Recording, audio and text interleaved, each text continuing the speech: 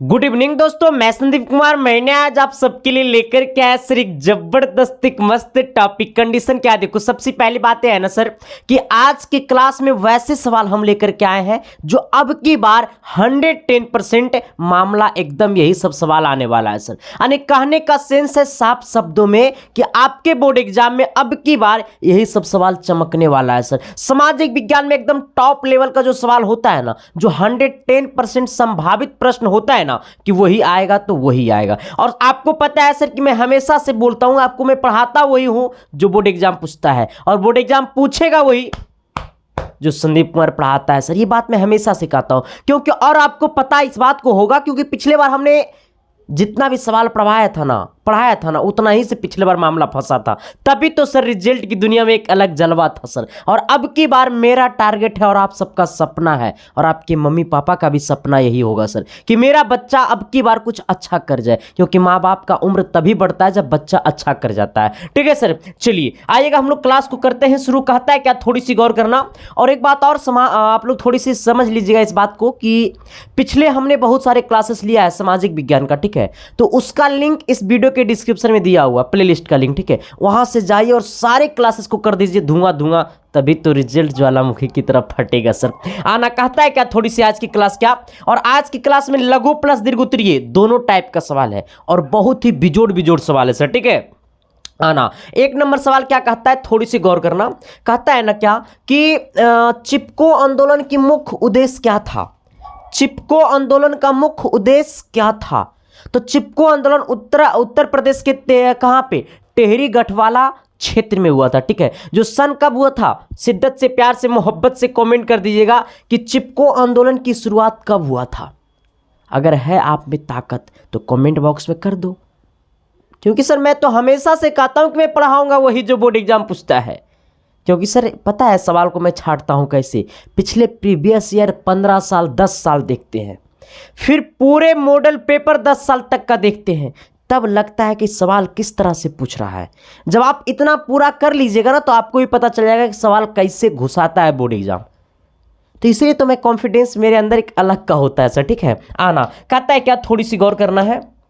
शिद्दत से प्यार से मोहब्बत से कहता है ना सर, चिपको आंदोलन की मुख्य उद्देश्य क्या था। कहता है चिपको आंदोलन का मुख्य उद्देश्य निम्नलिखित था। चिपको आंदोलन क्यों शुरू हो गया था? क्योंकि सर वहां के लोगों ने ठेकेदारों के द्वारा पेड़ की कटाई किया जा रहा था, तो वहां के लोगों को समझ में आ गया था कि जब पेड़ कट जाएगा तो हमारा पर्यावरण सही तरीके से मिल नहीं पाएगा, और आखिर में ठेकेदार हमारा पेड़ क्यों काटेगा। पेड़ वन तो सर हमारे जीवन के लिए सबसे बेहतरीन चीज है। कहता है क्या कि ठेकेदारों द्वारा वनों की काटने से बचाना। वहां के लोगों को चिपको आंदोलन करने का सबसे बड़ा उद्देश्य क्या था? तो पेड़ को काटने से बचाना। पेड़ ना तो ठेकेदार काटता ना तो चिपको आंदोलन होता। तो यही हमने पहले लिखा है सर कि ठेकेदारों द्वारा वनों को काटने से बचाना। किसके द्वारा? ठेकेदारों द्वारा वनों को काटने से बचाना। 2 नंबर में आना कहता है वन्य जीवों का रक्षा करना।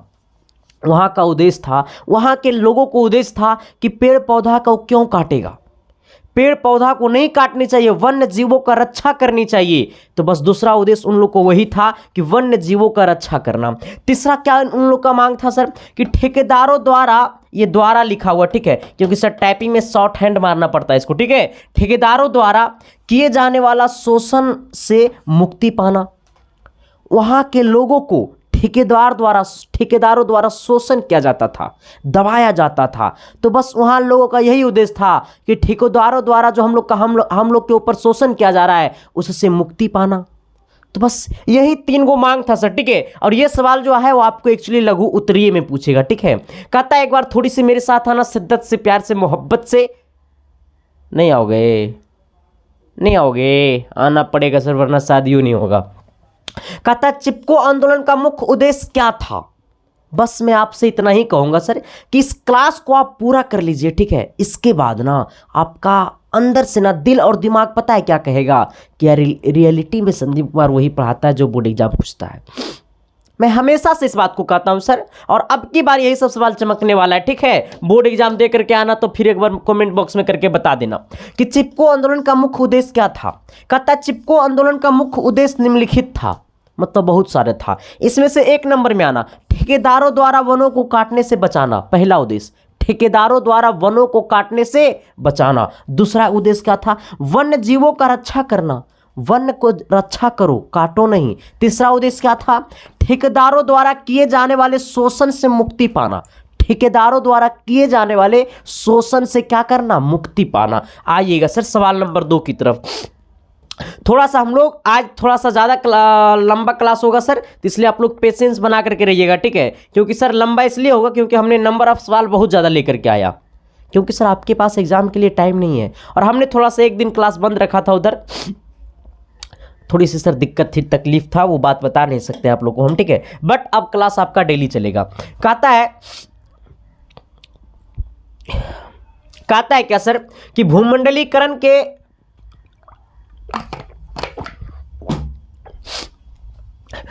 भूमंडलीकरण के भारत पर प्रभाव को स्पष्ट करें। ये लघु दीर्घ उत्तरीय सवाल है।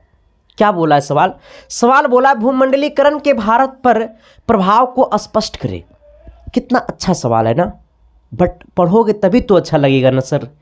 इस बात को भी तुम जरा सोचो ना कि जिस दिन 2 रुपया कमा करके माँ के आंचल में पैसा देंगे ना, तो उस दिन कितना अच्छा लगेगा सर। जिंदगी में अच्छा पल देखना है ना, तो बस 16 से 22 साल की उम्र तक पढ़ाई कर लो, फिर इससे तुम्हारा 23वां साल इतना बेहतरीन से बीतना स्टार्ट हो जाएगा ना सर कि इसका उम्मीद भी नहीं कर सकते हो। बस जवानी और पढ़ाई एक साथ आता है। 16 साल के बाद जवानी आता है, 16 साल के बाद पढ़ाई आता है, बस दोनों एक साथ आता है। तो जवानी को थोड़ा सा पेशेंस बना करके रखो, पढ़ाई को थोड़ा सा बरकरार रखो, ठीक है? 22 साल तक आना। कहता है सर क्या कि भूमंडलीकरण का भारत पर निम्नलिखित प्रभाव पड़ा। भूमंडलीकरण का भारत पर निम्नलिखित प्रभाव पड़ा। पहला प्रभाव कहता है सेवा क्षेत्र का काफ़ी तेजी गति से विस्तार हुआ। अच्छा, भूमंडलीकरण का मतलब समझ रहे हो? नहीं समझ रहे हो? इसका मतलब हुआ है ना सर कि हमारे देश की वस्तुएं अदर देशों में जाने लगा। हमारे देश का व्यापार अलग देशों में जाके कर सकता है और अलग देशों का व्यापार हमारे देश में आकर के कर सकता है। इसका सेंस यही हुआ, ठीक है? कहता है क्या सर कि सेवा क्षेत्र का काफ़ी तेजी गति से विस्तार हुआ। जब एक देश की वस्तु दूसरे देश में जाने लगा, एक देश की वस्तु दूसरे देश में जाने लगा, तो सेवा क्षेत्र का काफ़ी तेजी गति से विस्तार हो गया। सिंपल फंडा, सिंपल रूल है ना। सेवा क्षेत्र काफ़ी गति से विस्तार हुआ। आना 2 नंबर में, रोजगार के नए अवसर खुले। जब एक देश की वस्तुएं अलग अलग देशों में जाने लगा तो रोजगार का एक नया तरीका बना कि नहीं, हम व्यापार कर सकते हैं आगे अदर देशों में, ठीक है? तो ये कहता है सर रोजगार के नए अवसर खुले, ठीक है? आना फिर कहता है सर कि विभिन्न देशों के वस्तुएं भारत में उपलब्ध होने लगा। अलग अलग देशों का वस्तुएं भारत में आने लगा। फिर कहता है सर एवं भारत की वस्तुएं विभिन्न देशों में भी उपलब्ध होने लगा। बहुत सारे देशों का वस्तुएं भारत में आने लगा और भारत की वस्तुएं विभिन्न देशों में जाने लगा। भूमंडलीकरण के भारत पर प्रभाव का सबसे बड़ा यही सब है सर। इसका सेंस होता है कि एक देश की वस्तु विभिन्न देशों में जाकर के बिकेगा और विभिन्न देशों की वस्तुएं यहाँ पर मेरे देश में आकर के बिकेगा। इसका भूमंडलीकरण का मतलब यही हुआ, ठीक है? आना तो हमने तीसरा नंबर में क्या बोला सर कि विभिन्न देशों की वस्तुएं भारत में उपलब्ध होने लगा। अलग अलग देशों की वस्तुएं भारत में आने लगा। फिर एवं भारत की वस्तुएं विभिन्न देशों में उपलब्ध होने लगा और भारत की जो वस्तुएं थी वो विभिन्न देशों में जाने लगा। तो विभिन्न देशों को लगने लगा कि भारत की वस्तुएं थोड़ी सी अच्छी होती है, ठीक है सर, जिससे भारत का थोड़ा सा और नाम ऊंचा हुआ। कहता है सर क्या 4 नंबर में कि सूचना एवं प्रौद्योगिकी, ठीक है? आना प्रौद्योगिकी के क्षेत्र में भारत आज का अग्रणी देश बन पाया। अब देखो यहाँ पे कहा जाता है ना सर कि सूचना एवं प्रौद्योगिकी के क्षेत्र में भारत आज का अग्रणी देश बन पाया, इसी की वजह से, ठीक है? आना 5 नंबर में विभिन्न देशों में भारतीयों का रोजगार मिला। अब सोचो सर कि जब भूमंडलीकरण का प्रभाव आने लगा तो विभिन्न देशों में भारत के लोग जाकर के रोजगार करने लगा। तो यही बात हमने लिखा है कि विभिन्न देशों में भारतीयों का रोजगार मिला। अलग अलग देशों में जाकर के भारतीयों को रोजगार मिला। तो हमने क्या लिखा है सर, एक बार शिद्दत से आना, प्यार से आना, मोहब्बत से आना, पूरा को देख लेते हैं क्या। चलिए आइएगा, कहता है क्या, थोड़ी सी गौर करना कि भूमंडलीकरण का भारत पर निम्नलिखित प्रभाव पड़ा। अच्छा, हमने लिख दिया राइट, निम्नलिखित प्रभाव पड़ा, मतलब क्या क्या प्रभाव पड़ा हमको यही बताना था, ठीक है सर, कि भूमंडलीकरण के भारत पर प्रभाव को स्पष्ट करें। तो हमने लिखा है भूमंडलीकरण का भारत का प्रभाव निम्नलिखित प्रभाव पड़ा। एक नंबर में आना, सेवा क्षेत्र काफी तेजी गति से विस्तार हुआ। सेवा क्षेत्र काफी तेजी गति से विस्तार हुआ, कहने का सेंस है कि भारत की व्यापार विभिन्न देशों में जाकर के सेवा किया, विभिन्न देशों की व्यापारी भारत में आकर के वस्तु लाया और भारतीय लोगों को सेवा किया। तो ये भी एक प्रकार का हुआ। आना, रोजगार के नए अवसर खुले, भारत के लोग विदेश में जाकर के रोजगार किया, इसका एक नया अवसर खुला। 3 नंबर में कहता है विभिन्न देशों की वस्तुएं भारत में उपलब्ध होने लगा और भारत की वस्तुएं विभिन्न देशों में जाने लगा। मैंने तो यही बोला रे, तेरे को समझ में आया नहीं आया, तेरे को समझ में आनी चाहिए सर, कि क्योंकि मैं तेरे लिए पढ़ाता हूँ तो तेरे को समझ में आनी चाहिए ना। मुझे अच्छा नहीं लगता सर, मेरे को तो सिर्फ तुम्हारा भाई बोलने में अच्छा लगता है सर, है ना। फिर मैंने क्या लिखा है सर कि सूचना एवं प्रौद्योगिकी के क्षेत्रों में भारत आज का अग्रणी देश बन पाया, इसी की वजह से। कहता है विभिन्न देशों में भारतीयों को रोजगार मिला। अब जाकर के जब ये व्यवस्था आया भूमंडलीकरण का, तो विभिन्न देशों में भारतीय लोगों को रोजगार मिलने लगा।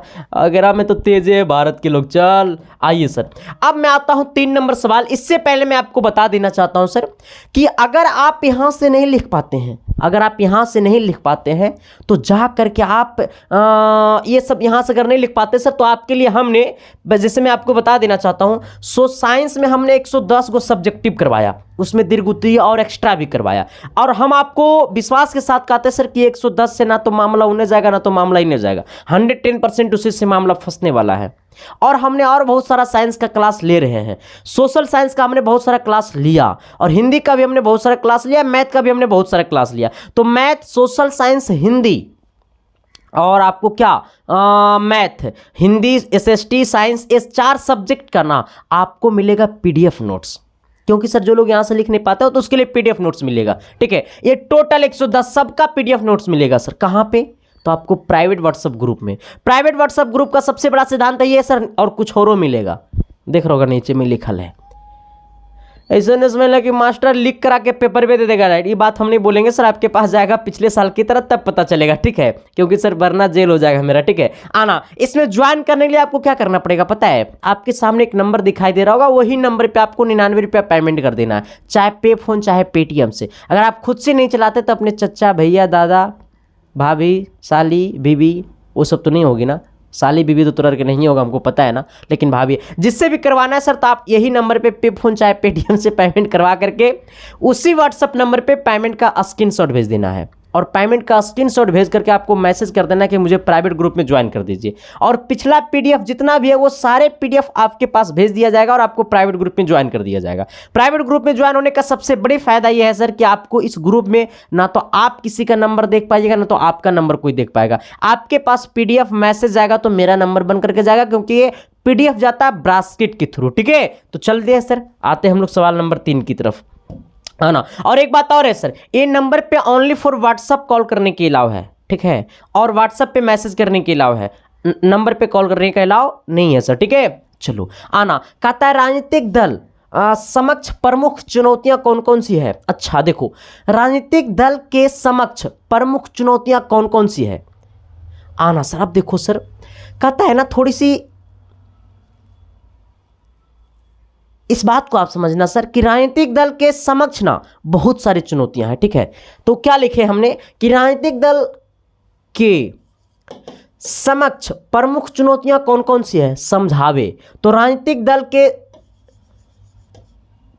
हाँ ये कोई भी दिक्कत ही नहीं, राजनीतिक दल के सामने अनेक चुनौतियां हैं।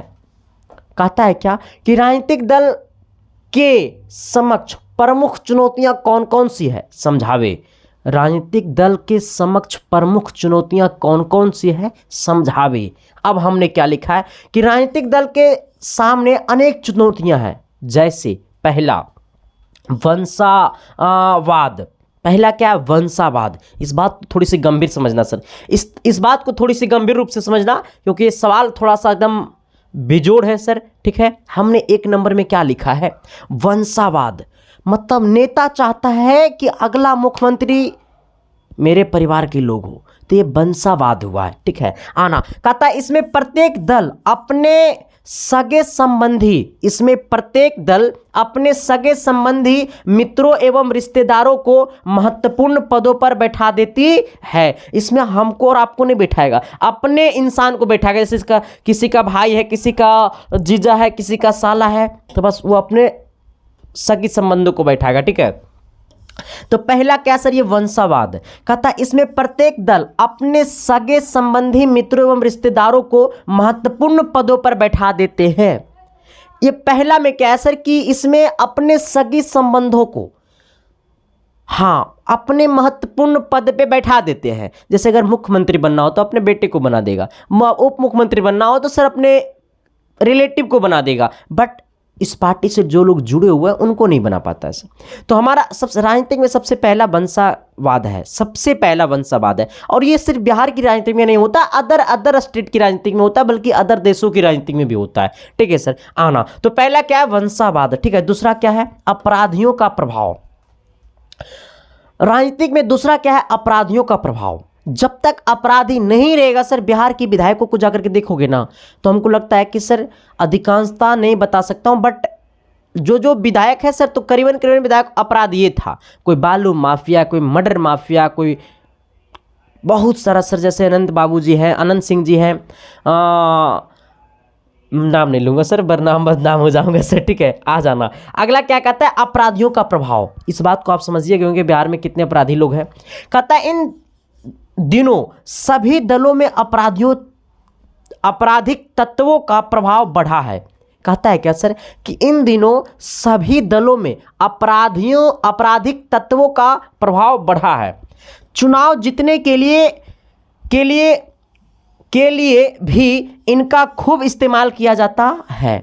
चुनाव जीतने के लिए अपराधियों का खूब इस्तेमाल किया जाता है। क्या मैंने गलत बोला? नहीं सर, ये मैंने बोला भाई, ये आपका बुक बोला, तो मैं कहाँ से गलत बोलूँगा। बड़ा गंभीर समस्या है रे वीडियो भाई, आ जाओ। हमने क्या बोला सर कि अपराधियों का प्रभाव किसमें, राजनीतिक दल के समक्ष प्रमुख चुनौतियां आती है। तो दूसरा चुनौतियां क्या है, अपराधियों का प्रभाव आना। कहता है इन दिनों सभी दलों में आपराधिक तत्वों का प्रभाव बढ़ा है। कोई भी दल हो, बिहार या कहीं का भी कोई भी पार्टी का कोई भी दल हो, उसमें आपराधिक का प्रभाव बढ़ा रहेगा। फिर कहता है चुनाव जीतने के लिए भी इनका खूब इस्तेमाल किया जाता है, अपराधी का खूब इस्तेमाल किया जाता है चुनाव जीतने के लिए। ठीक है, आना। अब आना सर 3 नंबर की तरफ। 3 नंबर क्या कहता है, थोड़ी सी शिद्दत से आना, प्यार से आना। कहता है आंतरिक लोकतंत्र की कमी। अच्छा, आंतरिक लोकतंत्र की कमी ये क्या है?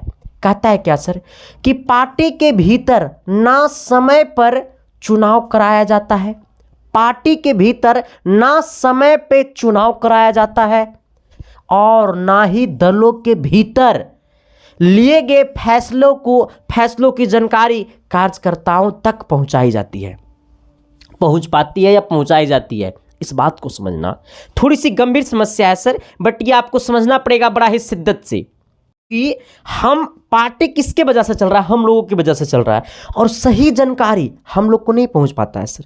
ठीक है, तो हमने क्या लिखा है कि आंतरिक लोकतंत्र की कमी। कहता है पार्टी के भीतर ना समय पर चुनाव कराई जाती है, पार्टी के भीतर ना समय पे चुनाव कराई जाती है, और ना ही दलों के भीतर लिए गए फैसलों की जानकारी कार्यकर्ताओं तक पहुंच पाती है। इस बात को समझ गया होगा तुम लोग, क्योंकि तुम लोग के भी तो खून में खून राजनीतिक होगा, है ना। खास करके बिहार लोगों की तो राजनीतिक भरपूर रहता है। आप तो सरबा तुम लोग क्या करता है पता है क्या रे, कि तुम लोग फेसबुक बना लिया, मजनुआ फलना हा चिल्ला हा, खूब स्टेटस। सर जिंदगी में ऐसा शख्स बनो कि तुम्हारा स्टेटस लोग लगावे। सर जिंदगी में ताली बजाने वाला मत बनो, ताली बजवाने वाला में से बनो एक सर। क्योंकि सर जिंदगी में हर इंसान कुछ ना कुछ कर सकता है। आप में इतनी ताकत है कि आप कुछ भी कर सकते हैं। जब आप ताली बजा सकते हैं तो आप ताली बजवाने वाला भी बन सकते हैं। इतनी अंदर आप में ताकत है, बट अपनी ताकत का आप इस्तेमाल नहीं करते हैं। सर जिंदगी में क्या है सर, दूसरे को देखकर ताली बजाना? ऐसे जिंदगी जीने से कोई फायदा नहीं है।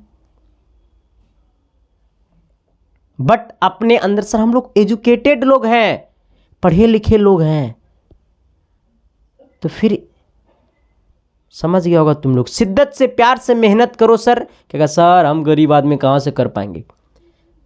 कहता ना सर, जो दुनिया में गरीब इंसान कर पाया वो अमीरों में क्या औकात है। क्योंकि सर कहता है ना कि आप इस बात को समझ लीजिएगा, इतिहास उठा करके देख लीजिएगा सर, आपको पता चल जाएगा। आप कर सकते हैं, आप में ताकत है, बट बाबू सोना के चक्कर में रहोगे तो कुछ नहीं कर पाओगे सर, ठीक है। बट शिद्दत से प्यार से मोहब्बत से अपने माता पिता को फिक्र को फक्र में बदलो, ठीक है सर। आना कहता है सर क्या, नेतृत्व का संकट। हाँ, चौथा संकट क्या? नेतृत्व का संकट। पार्टी के भीतर योग्य नेतृत्व की कमी पाई जाती है। युवा एवं कर्मठ लोगों के हाथों में नेतृत्व आना चाहिए। कहता है सर हम लोग का नारा है जय जवान जय किसान। ये नारा किसने दिया था जरा बताना कमेंट बॉक्स में कमेंट करके। तो ये नारा का मतलब क्या होता है? देश का जवान, और जब तक देश का किसान अगर जय नहीं रहेगा तो देश हमारा जय नहीं रहेगा सर। और आज के डेट में देश का किसान और जवान दोनों खतरे में है, और ये देश का यही दो इंसान है जो खुश रहनी चाहिए सर, देश का जवान और देश का किसान। अगर ये दोनों खुश नहीं रहेगा देश में तो देश बिल्कुल खुश नहीं रहेगा, ठीक है। आना तो हमने क्या बोला है सर? हमने बोला है 4 नंबर में कि पार्टी के भीतर योग्य नेतृत्व की कमी पाई जाती है। युवा एवं कर्मठ लोगों के हाथों में नेतृत्व आनी चाहिए, ठीक है। आना 5 नंबर में कहता है अवसरवादी गठबंधन।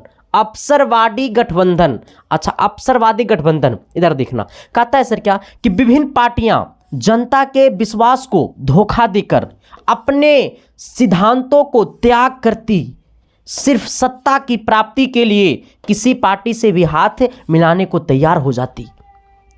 सर पार्टी अपनी सत्ता को पाने के लिए ना सर किसी भी हद तक गिर सकती है, और किसी भी पार्टी से वो हाथ मिला करके अपने सत्ता में आना चाहता है सर,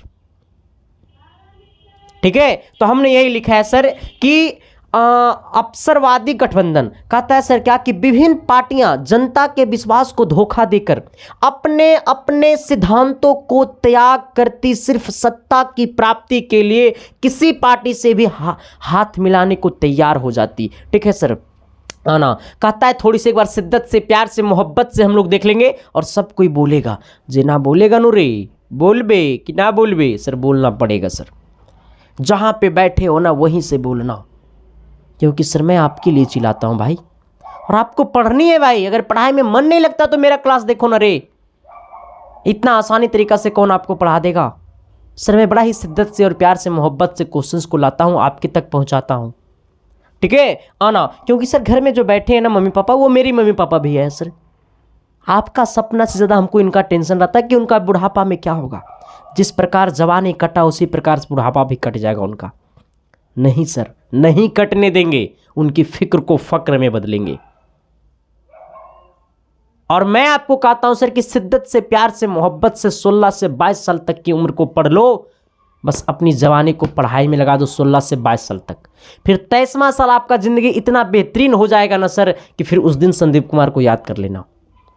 आना कहता सर कि बोलो मेरे साथ। कहता राजनीतिक दल के समक्ष प्रमुख चुनौतियां कौन कौन सी है, समझावे। कहता राजनीतिक दलों के सामने अनेक चुनौतियां हैं, जैसे 1 नंबर में वंशावाद। कहता जिसमें प्रत्येक दल अपने अपने बोलो बोलो बाबा बोलो न रे सगी संबंधी मित्रों एवं रिश्तेदारों को महत्वपूर्ण पदों पर बैठा देता है। हाँ अगला कहता अपराधियों का प्रभाव।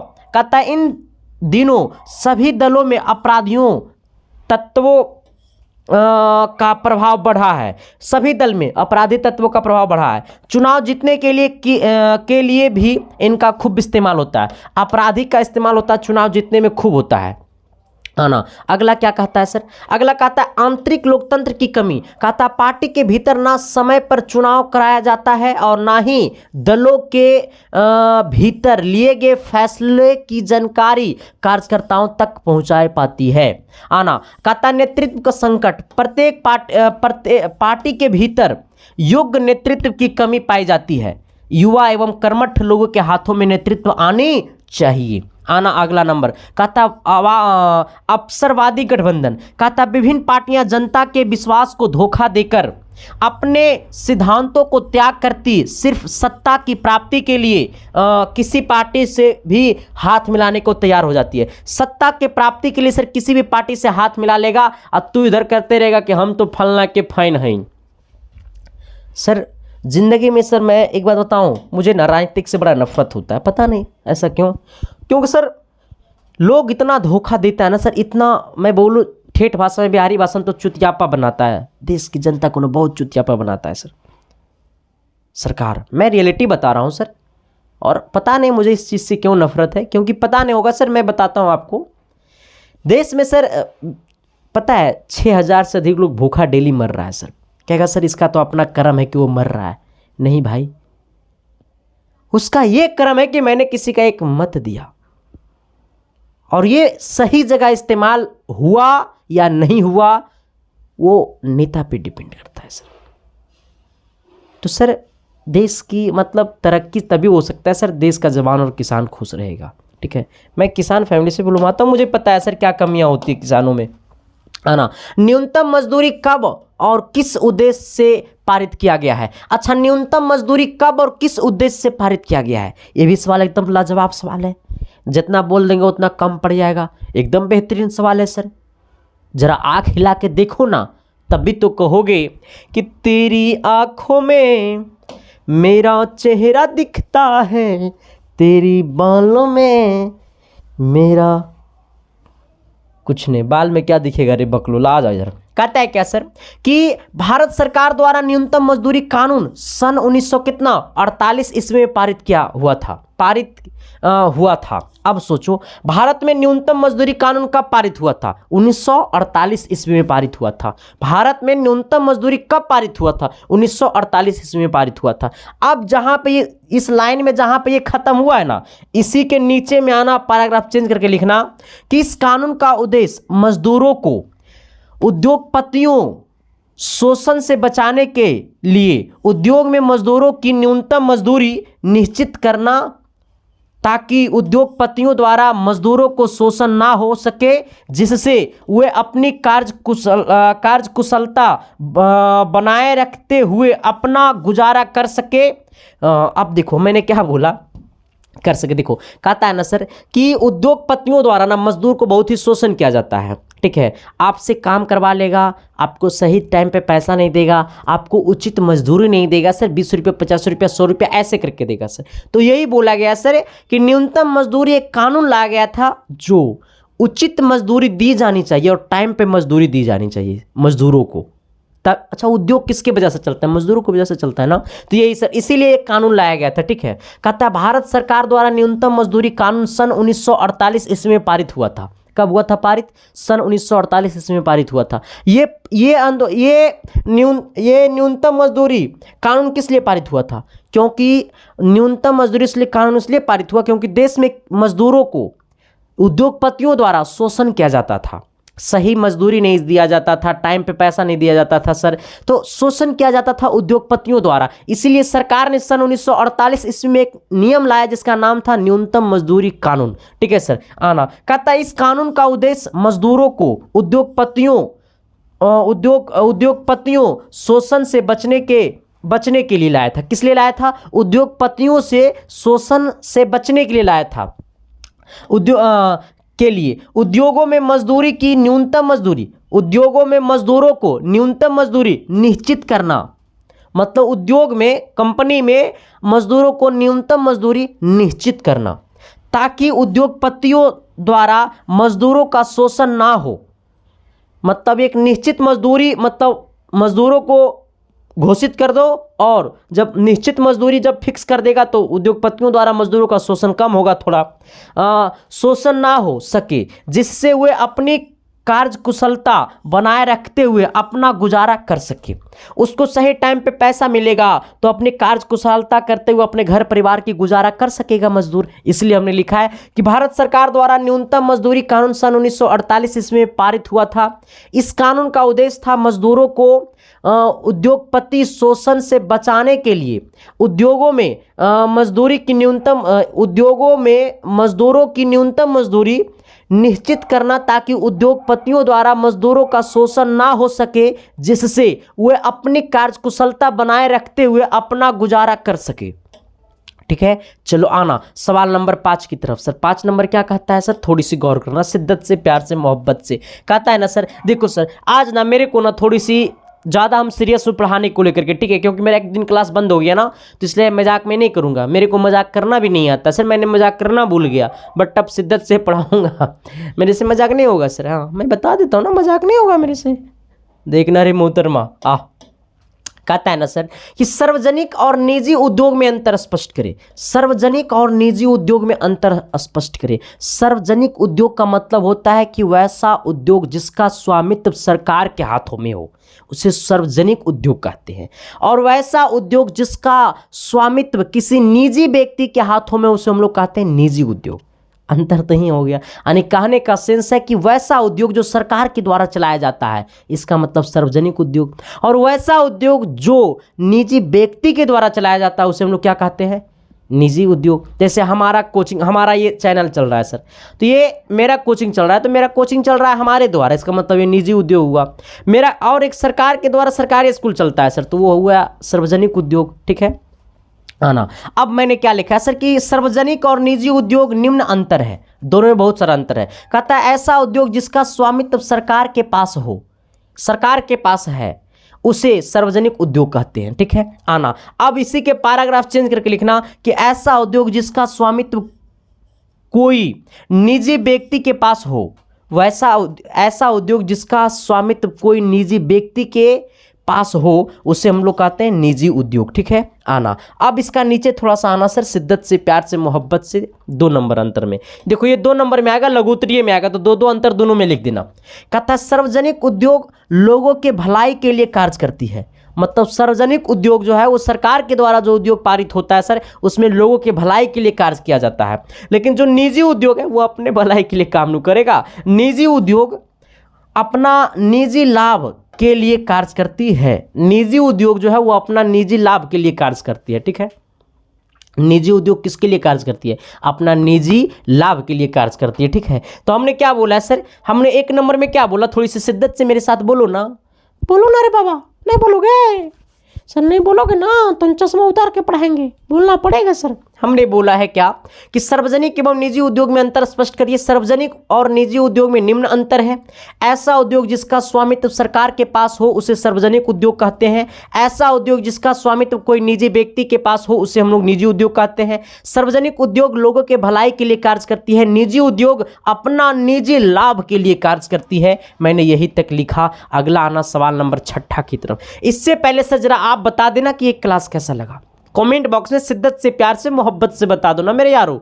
नहीं बताओगे सर जी, बताना तो पड़ेगा ना तेरे को रे, क्योंकि सर तेरे से ना संदीप कुमार का एनर्जी मिलता है सर। आपकी कमेंट पढ़ता हूँ सर तो मेरे को मोटिवेशन मिलता है सर। मैं दुनिया आपसे मैं मोटिवेट होता हूँ सर, बाकी मैं किसी से मोटिवेट नहीं होता हूँ सर। ठीक है, क्योंकि आप मेरे लिए ना सर सब कुछ है। कहता है ना सर कि तेरे लिए जीऊँगा, तेरे लिए मरूँगा। अगर तुम सक्सेस नहीं होगे ना तो तुमको रगड़ के सक्सेस करवाऊँगा। ठीक है सर, अपने अंदर की सिर्फ ये जो निगेटिव है ना तुम्हारे अंदर थॉट कि सर हम नहीं अच्छा से पढ़ पाते हैं, हम जिंदगी में अच्छा नहीं कर पाएंगे, बस इस थॉट को तुम हटा दो और एसके साइंस क्लासेस को अपना लो और पूरे क्लासेस को देख लेना। मैंने प्लेलिस्ट में सारा वीडियो बना करके रखा है। ठीक है, आ जाना और इसको देखने के बाद फिर 10 दिन के बाद तुम हमसे बात करना, सर मेरे अंदर भी क्षमता है, मैं कुछ कर दिखाऊंगा। आना, तब जाकर के देखना सर क्या एनर्जी मिलेगा शरीर में। कहता है भारत को गणतंत्र क्यों कहा जाता है। भारत को गणतंत्र क्यों कहा जाता है सर, इसलिए कहा जाता है कि भारत में अब राजाओं का शासन नहीं चलेगा, भारत में अब भारतीय संविधान की शासन चलेगा सर। ठीक है, सिंपल फंडा। पहले क्या होता था कि पहले राजाओं का शासन चलता था, राजा का बेटा ही राजा बनेगा, राजा के घर में मजदूरी करेगा तो सर लात मार देगा, हाँ भाई, अगर पहले क्या होता था ना कि छोटे कास्ट के लोग जो थे ना, जो मजदूरी करते थे राजा को घर में, तो उनकी उचित मजदूरी नहीं दिया जाता था, सिर्फ उनको खाना खिलाया जाता था। अगर बाद वो बंधुआ मजदूर की तरह काम करता था, उसके घर में काम करने के बाद वो किसी घर में काम नहीं करेंगे, ठीक है। तो पहले राजाओं के द्वारा मतलब गरीब लोगों को बहुत ही सताया जाता था सर। लेकिन जब से संविधान आया तब से गरीब लोग भी मतलब अपना अधिकार जीने लगे हैं लोग।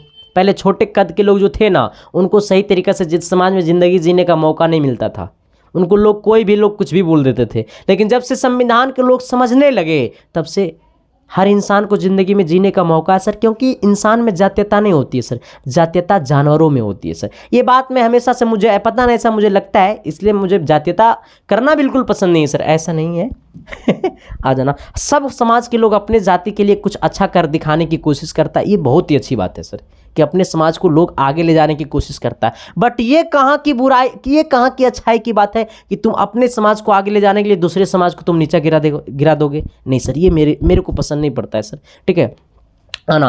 कहता है सर कि भारत को गणतंत्र क्यों कहा जाता है? थोड़ी सी शिद्दत से, प्यार से, मोहब्बत से आना। हम लोग भाईचारा बनकर के रहेंगे सर, और जिंदगी में कुछ अलग करने की हम लोग कोशिश करेंगे, क्योंकि हम लोग एक सिर्फ माता पिता का बेटा नहीं है, बट ये पूरे भारत माता का हम भी बेटा है। तो भारत माता के लिए भी कुछ करना है, ठीक है आना। कहता है प्रस्तावना में भारत को गणतंत्र घोषित किया गया। कहाँ? प्रस्तावना में भारत को गणतंत्र घोषित किया गया। इस बात को स्पष्ट किया गया है कि इस बात को स्पष्ट किया गया है कि देश में किसी वंशागत राजा का शासन नहीं होगा। हाँ, नहीं होगा राजा का शासन। तो राजा लोग करेगा हाँ, राजा का शासन तब ना खत्म हुआ है सर। कहता प्रस्तावना में भारत को गणतंत्र घोषित किया गया। इस बात को स्पष्ट किया गया है कि देश में किसी वंशागत राजा का शासन नहीं होगा। संविधान यह व्यवस्था करता है कि देश का शासक राष्ट्रपति होगा। देश का शासक राष्ट्रपति होगा, जो जनता द्वारा राष्ट्रीय निश्चित जनता द्वारा निश्चित अवधि के लिए चुना जाएगा। जनता द्वारा निश्चित अवधि के लिए चुना जाएगा।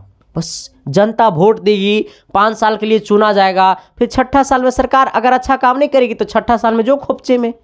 सिंपल फंडा, सिंपल रूल। कहता ना, लोकतंत्र का हम लोग का परिभाषा होता है कि लोकतंत्र उसे कहते हैं जो जनता के लिए जनता के द्वारा चुना गया प्रतिनिधि को हम लोग लोकतंत्र कहते हैं, ठीक है। लेकिन आ जाना सर, फिर से एक बार इसको हम लोग देख लेते हैं। कहता है भारत को गणतंत्र क्यों कहा जाता है? कहता है प्रस्तावना में भारत को गणतंत्र घोषित किया गया। इस बात को स्पष्ट किया गया है कि देश में किसी वंशागत राजा का शासन नहीं होगा। संविधान यह व्यवस्था करता है कि देश का शासक राष्ट्रपति होगा, जो जनता द्वारा निश्चित अवधि के लिए चुना जाएगा। जो जनता द्वारा निश्चित अवधि के लिए चुना जाएगा। यहां तक कोई दिक्कत, कोई समस्या, कोई परेशानी तो एक बार मेरे साथ बोल दो। हमने लिखा सर कि भारत को गणतंत्र क्यों कहा जाता है? प्रस्तावना में भारत को गणतंत्र घोषित किया गया। इस बात को स्पष्ट किया गया है कि देश में किसी वंशागत राजा का शासन नहीं होगा। संविधान यह व्यवस्था करता है कि देश का शासक राष्ट्रपति होगा, जो जनता द्वारा निश्चित अवधि के लिए चुना जाएगा। आना अगला सर, ये चिपको आंदोलन क्या है? वो था चिपको आंदोलन की मांगे। अब ये चिपको आंदोलन क्या है? कहता है क्या सर, थोड़ी सी शिद्दत से आना, प्यार से आना, सवाल बड़ा रोमांटिक है। आना कहता है क्या, थोड़ी सी गौर करना। कहता है चिपको आंदोलन क्या है? कहता है सर, चिपको आंदोलन उत्तर प्रदेश के टेहरी गढ़वाला के पर्वतीय जिले में सन 1972 ईस्वी में हुआ था। ये याद कर लो, याद करना रे सर। मैसेज आवा था नहीं, फ़ोन बंद कर देंगे रे बाबा। मेरे सामने तेरे का मैसेज नहीं आना चाहिए, तेरा मैसेज नहीं आना चाहिए। हाँ, बाबू सोना को बोलना कि 2 महीना रुको ना, रिजल्ट आएगा तब शादी होगा हम सबको। तुम लोग को अकले नहीं है रे, तुम लोग को कैसे संभाला जाता है ना जी, आपको तुम लोग अकले नहीं है।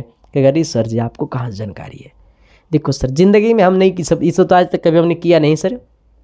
क्योंकि सर मुझे जहाँ तक लगता है सर, जो लोग किया वो अभी तक कोई खुश नहीं है, इसलिए मैं नहीं करके ही खुश रहता हूँ सर। बस आप लोग का इतना प्यार मिलता है कि मुझे उसका प्यार पाने की कोई ज़रूरत है ही नहीं सर, ठीक है। आ जाना, अब मैं आप लोग को बताता हूँ सर, जो लोग इस चीज़ से ग्रसित हैं और जो लोग अभी तक उस लाइन में नहीं घुसा है, तो प्लीज़ आपसे रिक्वेस्ट है कि पहले माता पिता को फिक्र को फक्र में बदल दो, तब घुसना उस लाइन में, ठीक है सर। अब देखो, जो लोग घुस गए हैं तो तुम लोग को निकलने की अगर लगता है कि हम निकलेंगे तो मर जाएंगे, तो तुम लोग के पास एक ऑप्शन अच्छा है, उसको मोटिवेट करो। और नहीं मोटिवेट होता तो मेरा वाला वीडियो भेज दो, ऑटोमेटिकली मोटिवेट हो जाएगी। ठीक है, उसको बोलो कि देखो कुछ अच्छा करेंगे तभी ना हम दोनों का प्यार सफल होगा, इसके लिए हमको पढ़ने दो और हमको और सपोर्ट करो पढ़ाई में। तुम लोग को अकल नहीं है रे, मोटिवेट कर दो उसको। ठीक है, ज़िंदगी में ऐसे ही चलता है। तुम लोग देखो, हम ये सब नहीं किए सर ज़िंदगी में, ऐसा रियलिटी बता रहे हैं। लेकिन सर मैं आपको बताता हूँ, बहुत सारे बच्चे ऐसे हैं जो सबसे ग्रसित हैं। तो प्लीज़ आपसे रिक्वेस्ट है सर कि पहले माता पिता को फिक्र को फ़ख्र में बदलो और उसको मोटिवेट करके दबा के रखो। हाँ ना। और कहता है सर क्या चिपको आंदोलन उत्तर प्रदेश के टेरी गढ़वाला के पर्वतीय जिले में सन 1972 ईस्वी में प्रारंभ हुआ था। कब हुआ था? सन 1972 ईस्वी में प्रारंभ हुआ था। कहता जिसका नेतृत्व सुंदरलाल बहुगुण कर रहा था। अब पूछेगा कि चिपको आंदोलन का नेतृत्व कौन कर रहा था? तो सुंदरलाल बहुगुण, ठीक है, आना, कहता कर रहा था। इस आंदोलन के अंतर्गत पेड़ पौधों को ठेकेदार द्वारा काटने से बचाने के लिए यहाँ के लोगों पेड़ से चिपक खड़ा हो जाते थे या पेड़ को घेर कर खड़ा हो जाते थे। जब वहाँ के ठेकेदार द्वारा पेड़ की कटाई किया जा रहा था ना, तो वहाँ के निवासी लोग क्या करते थे कि पेड़ में चिपक के खड़ा हो जाते थे या फिर पेड़ को घेर कर खड़ा हो जाते थे। काट कैसे काटेगा? उन लोगों को कहना था कि तुम पेड़ को काट रहे हो, इसका मतलब हमारा पर्यावरण को काट रहे हो, मेरा जीवन को काट रहे हो। सर क्योंकि पेड़ के ही वजह से हम लोग का जीवन है ना, नहीं काटने देंगे। इसलिए पेड़ में टांगी लगाने से पहले पेड़ में चिपक जाता था, कहता था पहले हम पे टांगे मारो तभी पेड़ में टांगे मार सकते हो। ठीक है, आना सर। कहता है क्या कि चिपको आंदोलन क्या है? चिपको आंदोलन उत्तर प्रदेश के टेहरी गढ़वाला के पर्वतीय जिलों में सन 1972 ईस्वी में प्रारंभ हुआ था, जिसका नेतृत्व सुंदरलाल बहुगुण कर रहा था। इस आंदोलन के अंतर्गत पेड़ पौधों को ठेकेदार द्वारा काटने से बचाने के लिए यहाँ के लोग पेड़ से चिपक कर खड़ा हो जाते थे या फिर पेड़ के घेर कर खड़ा हो जाते थे। ठीक है, चलो आना सवाल नंबर हम लोग कब आते हैं सर? सवाल नंबर हम लोग 8 की तरफ आते हैं सर। 8 नंबर सवाल का क्या कहता है? थोड़ी सी शिद्दत से, प्यार से, मोहब्बत से देखना, क्योंकि सवाल नंबर 8 जो है ना वो बड़ा ही बेहतरीन सवाल है सर। ठीक है, अब देखो सर इस बात को थोड़ा सा देखना। सवाल नंबर 8 तो पूरा हमने किया ही नहीं रही। सवाल नंबर 8 जो है ना सर वो हमने लिखा, बेवकूफ इंसान है, सवाल नंबर 8 नहीं लिखा है सर। देखो इतना ही लिख के छोड़ दिया, कहता ये दीर्घोत्तरीय सवाल था, इसको लिख भी नहीं किया है। अच्छा रानी दूसरा सवाल नंबर हम 8 करवा देंगे। ठीक है, टेंशन मत लेना। आ जाओ 9 नंबर सवाल की तरफ। कहता है 9 नंबर सवाल क्या, थोड़ी सी गौर करना। 8 नंबर सवाल थोड़ा सा नहीं पूरा लिखा है सर, पता नहीं छोड़ दिया काले। आओ, कहता है सर क्या कि सूचना का अधिकार कानून लोकतंत्र का रखवाला है कैसे? सूचना का अधिकार कानून लोकतंत्र का रखवाला है कैसे? कहता है क्या कि सूचना का अधिकार कानून के अंतर्गत जनता को यह अधिकार होता है कि वह सरकार द्वारा चलाए जा रहे विकास के कार्य के बारे में सूचना प्राप्त कर सकता है, ताकि कार्य में हो रहे धांधली को रोका जा सकता है। अतः सूचना का अधिकार कानून लोकतंत्र का रखवाला है। सूचना का अधिकार कानून जो है सर वो लोकतंत्र का रखवाला है। कैसे? क्योंकि सर आज जो ठेकेदार द्वारा घपला जो किया जाता है ना सर, उसको हम लोग रोक सकते हैं सूचना के अधिकार कानून के तहत। आप देखिए पहले कि इस ठेके में, ये मेरे गांव में जो पुल बनाई जा रही है सर, उस पुल में क्या क्या चीज़ का मतलब उधर से ऑर्डर है सरकार के द्वारा, आप ये सूचना के अधिकार कानून पे देख सकते हैं। ठीक है, बता सकते हैं। ठीक है, अब देखना कि यहाँ पे क्या होता है ना, ठेकेदार द्वारा आता है सीमेंट लगाने का, कंक्रीटों का, और ठेकेदार लगाएगा बिरला गोल्ड का सीमेंट। आता है 2 फीट का ढलाई तो करेगा 1 फीट ढलाई। अब सोचो रे भाई, रहेगा बोलेगा टाटा का छड़ लगाओ इतना mm तो लगाएगा 2 mm 16 mm, कहेगा 32 mm को लगाने के लगाएगा 16 mm। तो ये सब जो आधा जो कटौती करता है ठेकेदार, ये पैसा किसके हाथ में जाता है? ठेकेदार के हाथ में और ओवरसियर के हाथ में। सर तो इसको हम लोग रोक सकते हैं इस कानून के तहत। ठीक है, तो आज के बाद धांधली होने मत देना तुम लोग। ठीक है, आ जाना। आओ, कहता है सूचना का अधिकार कानून लोकतंत्र का रखवाला है कैसे? कहता है सूचना का अधिकार कानून के अंतर्गत जनता को यह अधिकार होता है कि सूचना का अधिकार कानून के अंतर्गत जनता को यह अधिकार होता है कि वह सरकार द्वारा चलाए जा रहे विकास के कार्यों के बारे में सूचना प्राप्त कर सकता है, ताकि कार्य में हो रहे धांधली को रोका जा सके। अतः सूचना का अधिकार कानून लोकतंत्र का क्या है? रखवाला है सर। ठीक है, चलो आ जाना। अगला तरफ आना सर, थोड़ी सी गौर करना। सवाल नंबर अगला 10 की तरफ आना। ये 5 नंबर वाला सवाल है। ठीक है, कहता है नगर निगम के प्रमुख कार्यों को वर्णन करे। ये सवाल पूछा है भी कहता है नगर निगम के प्रमुख कार्यों को क्या करना है, वर्णन करना है सर। ये बड़ा ही शिद्दत और प्यार और मोहब्बत वाली सवाल है, ठीक है।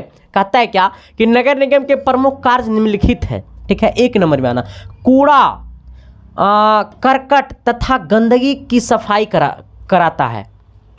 नगर निगम जो ऐसा नहीं देखता है, कहता है गाड़ी वाला आया घर से कचरा निकालने, कहता है सर तो ये नगर निगम का काम है, ठीक है। आना, तो हम लोग का पहला क्या सर, कहता है नगर निगम के कार्यों को वर्णन करें, मतलब नगर निगम का क्या क्या कार्य है, इसकी कार्यों को क्या करना है, बताना है। पहला कार्य है कि कूड़ा करकट तथा गंदगी की सफाई कराता है। पहली बात क्या है, नगर निगम का पहला काम क्या है, कूड़ा करकट तथा गंदगी की सफाई कराता है। दूसरा कार्य क्या है, आग बुझाने का कार्य करता है। आग लग गया सर तो आग बुझाने का काम नगर निगम वाला ही करता है। अगला क्या है, पीने का पानी का प्रबंध कराता है। पीने के पानी को क्या कराता है, प्रबंध कराता है, नगर निगम का कार्य है। अगला कहता है नगर क्षेत्र में नलियां पेशाब खाना शौचालय आदि निर्माण करता है। अगर आपके मोहल्ले में अगर कहीं पे कुछ हो रहा है सर तो नगर निगम आपको सब व्यवस्था देगी, ठीक है। अगला कहता है सर कि गलियों पुलों एवं उद्यानों का सफाई एवं निर्माण कराना, ये नगर निगम का कार्य है, ठीक है। आना, तो एक बार थोड़ी सी शिद्दत से प्यार से मोहब्बत से मेरे साथ आइएगा सर। कहेगा सर प्यार मोहब्बत शिद्दत कैसे होता है, यानी कहने का सेंस है कि अपने अंदर की प्यार मोहब्बत शिद्दत सब कुछ यहीं झोंक दो, क्योंकि यही तुम्हें ये एक ऐसा चीज़ है सर जो तुम्हारा जिंदगी बना सकता है, ठीक है।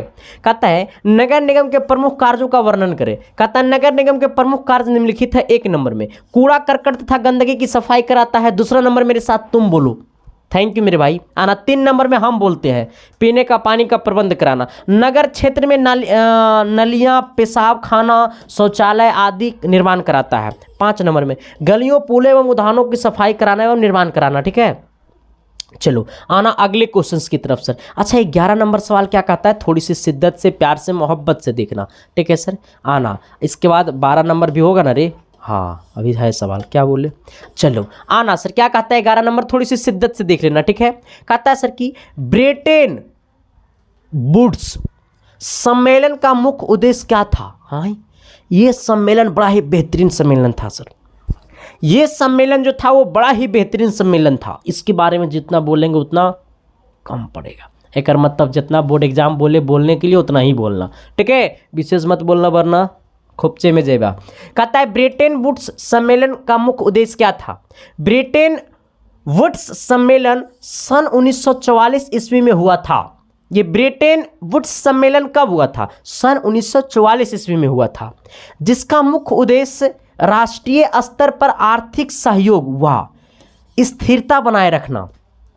जिसका मुख्य उद्देश्य क्या था, कि जिसका मुख्य उद्देश्य था राष्ट्रीय स्तर पर आर्थिक सहयोग एवं वह स्थिरता बनाए रखना। हमने क्या बोला है कि ब्रेटन वुड्स सम्मेलन सन 1944 ईस्वी में हुआ था। ब्रेटन वुड्स सम्मेलन सन 1944 ईस्वी में हुआ था, जिसका मुख्य उद्देश्य राष्ट्रीय स्तर पर आर्थिक सहयोग व स्थिरता बनाए रखना। जिसका मुख्य उद्देश्य क्या था, राष्ट्रीय स्तर पर आर्थिक सहयोग एवं स्थिरता बनाए रखना। और सोचना, फिर पैराग्राफ चेंज, जहां ये खत्म होगा इसका नीचे वाला लाइन में लिखना, ये तभी IMF, मतलब IMF का मतलब पता है क्या होता है, इनकम मनी फैक्चुअर, ठीक है। आना, यानी अंतर्राष्ट्रीय मुद्रा कोष, इसी मतलब इसी उद्देश्य में, इसी सम्मेलन में पारित हुआ था ये नियम, ठीक है। IMF इसी सम्मेलन में पारित हुआ था। फिर कहता है IMF मतलब अंतर्राष्ट्रीय मुद्रा कोष का स्थापना इसी सम्मेलन के आधार पर हुआ था। इसी सम्मेलन के आधार पर ये क्या हुआ, स्थापना इसका हुआ, किसका, IMF का, अंतर्राष्ट्रीय मुद्रा कोष। क्या कहता है सर कि ब्रेटन वुड्स सम्मेलन का मुख्य उद्देश्य क्या था। कहता है ब्रेटन वुड्स सम्मेलन 1944 ईस्वी में हुआ था, जिसका मुख्य उद्देश्य अंतर्राष्ट्रीय स्तर पर आर्थिक सहयोग व स्थिरता बनाए रखना, ठीक है। फिर कहता है इसी में IMF मतलब अंतर्राष्ट्रीय मुद्रा कोष का स्थापना इसी सम्मेलन के आधार पर हुआ था। तो शिद्दत से प्यार से मोहब्बत से एक बार थोड़ा मेरे साथ बोलिए ना, नहीं बोलोगे, अरे बोलोगे रे तो बोलो ना। कहता है ब्रेटन वुड्स सम्मेलन कब हुआ था, शिद्दत से प्यार से मोहब्बत से बोलो, सन 1944 ईस्वी में हुआ था। जिसका मुख्य उद्देश्य क्या था, अंतर्राष्ट्रीय स्तर पर आर्थिक सहयोग व स्थिरता बनाए रखना।